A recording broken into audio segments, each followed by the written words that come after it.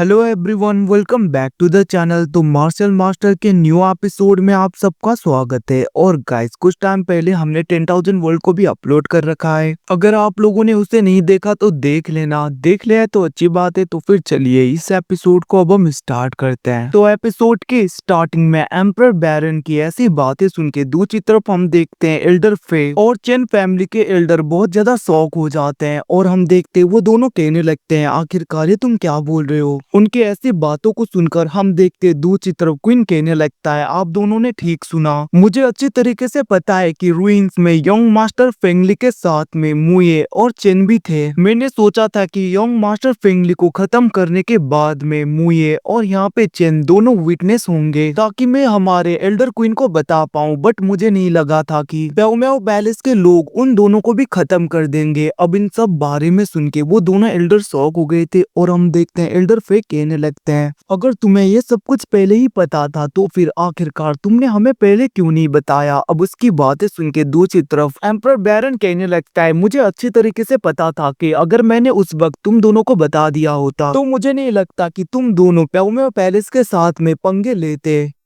क्योंकि तुम दोनों मिलकर भी इन लोगों का कुछ नहीं बिगाड़ पाओगे। ये सब कुछ तुम दोनों को भी पता है। तो इसलिए मैंने उस वक्त तुम लोगों को कुछ भी नहीं बताया, क्योंकि मैं यहाँ पे हमारे एल्डर क्वीन का वेट कर रहा था ताकि उनके आने के बाद में सब कुछ मैं उन्हें बताऊं। क्योंकि अगर मैंने पहले ही ये सब कुछ बता दिया होता तो मुझे डर है कि प्याओ पैलेस के लोग मुझे भी नहीं छोड़ते और हमारे सुआन युआन एम्पायर के दूसरे लोगों को भी खत्म कर देते पहले ही। तो इसीलिए मैं बस हमारे एल्डर का वेट कर रहा था। ये सब कुछ कहते हुए हम देखते वो वहाँ पे एल्डर क्वीन की तरफ देखते हुए कहने लगता है, एल्डर ये सब कुछ हुआ था, क्या अभी भी आपको प्याओ पैलेस के लोगों के ऊपर भरोसा है? आपको लगता है कि ये लोग अभी भी इनोसेंट हैं? दूसरी तरफ उसकी ऐसी बातें सुन के चांसाओ बहुत ही ज्यादा खुश हो रहा था, क्योंकि उसके प्लान के हिसाब से सब कुछ चल रहा था यहाँ पे। दूसरी तरफ हम देखते हैं एल्डर क्वीन कुछ भी नहीं बोल रहे होते, जिसको देखकर एम्परर बैरन कहने लगता है, एल्डर भले ही आप कुछ ना करो बट मैं आज यंग मास्टर फेंगली का बदला लेकर रहूंगा। ये सब कुछ कहते हुए हम देखते हैं वहाँ पे एम्परर बैरन अपने एनर्जी को पूरी तरीके से रिलीज करते हुए गुस्से में अटैक करने के लिए आगे की तरफ बढ़ गया था, जिसको देखकर दूसरी तरफ हम देखते सुआन युआन एम्पायर के दूसरे एल्डर भी रुक नहीं पाते और वो भी गुस्से में अटैक करने के लिए बढ़ते हैं। और ये सब कुछ देखकर सुआन युआन एम्पायर के दूसरे एल्डर्स मतलब कि दूसरे डिसाइपल भी अटैक करने के लिए चले गए थे। अब ये सब कुछ देखकर दूसरी तरफ एल्डर क्वीन भी कुछ नहीं कर पाता और हम देखते हैं उसे भी अटैक करने के लिए जाना ही पड़ता है। और वो डायरेक्टली अपने एनर्जी को रिलीज करते हुए अटैक करने के लिए बहुत ही ज्यादा तेजी में चला गया था। और यहाँ पे सुआन युआन एम्पायर के सब लोग डायरेक्टली प्याओ पैलेस के लोगों के ऊपर अटैक कर देते हैं। अब उन्हें ऐसा आता हुआ देखकर दूसरी तरफ हम लेडी होंगयांग को देखते हैं, जो की बहुत ज्यादा गुस्सा हो गई थी और वो कहने लगती है, तुम लोगों को क्या लगता है तुम लोग इतनी आसानी से हमें बुली कर सकते हो? और वो अपने पाव का यूज करते हुए मतलब कि अपने उस डिवाइन पॉल का यूज करते हुए उन लोगों के ऊपर अटैक कर देती है। अब हम देखते हैं उन लोगों का अटैक एक दूसरे के साथ में टकरा था उससे पहले ही डिवाइन गोल्डन ट्री से बहुत ही ज्यादा ऑरा बाहर आने लगता है, क्योंकि उनमें से एक फ्रूट पूरी तरीके से पक गया था, मतलब कि रेडी हो गया था, जिसको देखकर वो सब लोग रुक जाते हैं। दूसरी तरफ दूसरे क्लैन के लोग उसे लेने के लिए बहुत ही ज्यादा तेजी में आगे की तरफ बढ़ गए थे।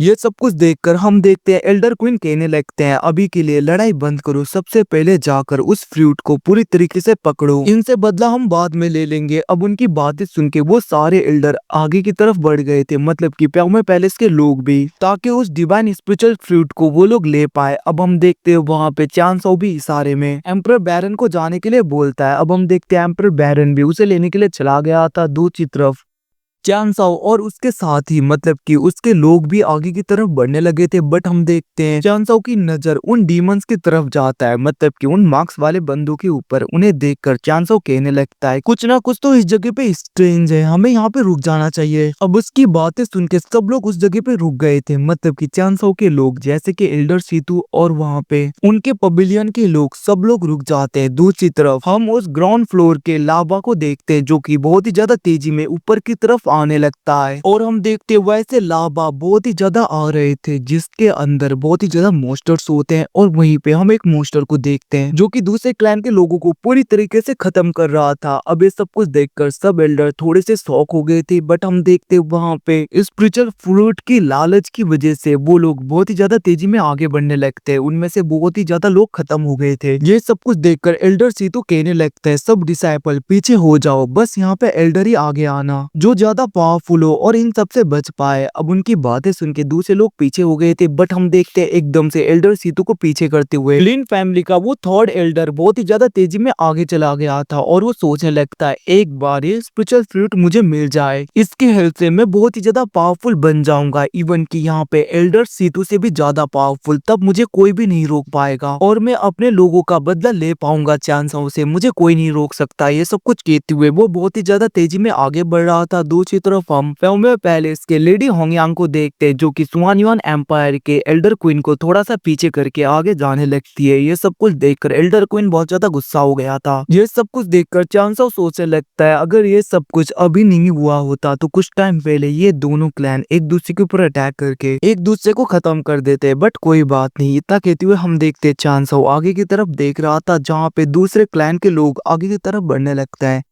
बट वहां पे लावा मॉन्स्टर उन सबके ऊपर अटैक करके उन सबको खत्म कर रहे थे। मतलब कि यहाँ पे बहुत ज्यादा डिसाइपल खत्म हो रहे थे, फिर भी वो लोग वहां पे उस स्पिरिचुअल फ्रूट की लालच की वजह से आगे की तरफ बढ़ रहे थे, क्योंकि उस जगह के स्पिरिचुअल फ्रूट पूरी तरीके से पकने लगते हैं, मतलब कि पूरी तरीके से रेडी हो रहे थे। ये सब कुछ देखकर वो लोग आगे बढ़ने लगते हैं, बट हम देखते बहुत ज्यादा लोग तो उस जगह पे खत्म हो रहे थे। ये सब कुछ देखकर दूसरी तरफ हम चांसो को देखते हैं जो कि अपने थंडर ब्लड लाइन को एक्टिवेट करते हुए आगे की तरफ बढ़ने लगता है, जिसको देखकर यान और नाना मतलब कि यान कहने लगता है चांसो आखिरकार तुम कहाँ पे जा रहे हो, एल्डर सीतू ने हमें पीछे ही रहने के लिए बोला है। बट हम देखते वहाँ पे चांसो कहने लगता है मैं बस ट्राई करना चाहता हूँ, क्या पता मैं भी सक्सेसफुल हो जाऊं। ये सब कुछ कहते हुए हम देखते चांसो आगे की तरफ बढ़ गया था, तभी उसके ऊपर एक लावा मॉन्स्टर पूरी तरीके से अटैक करने वाला था, बट हम देखते नाना उसे बचा लेती है। ये सब कुछ देखकर चांसो स्माइल देते हुए आगे की तरफ बढ़ने लगता है जहाँ पे दूसरे क्लैन के लोग उसके ऊपर अटैक कर रहे थे, इवन की लावा मॉन्स्टर भी। फिर भी हम देखते चांसो बहुत ही आसानी से उन सबको हैंडल कर पा रहा था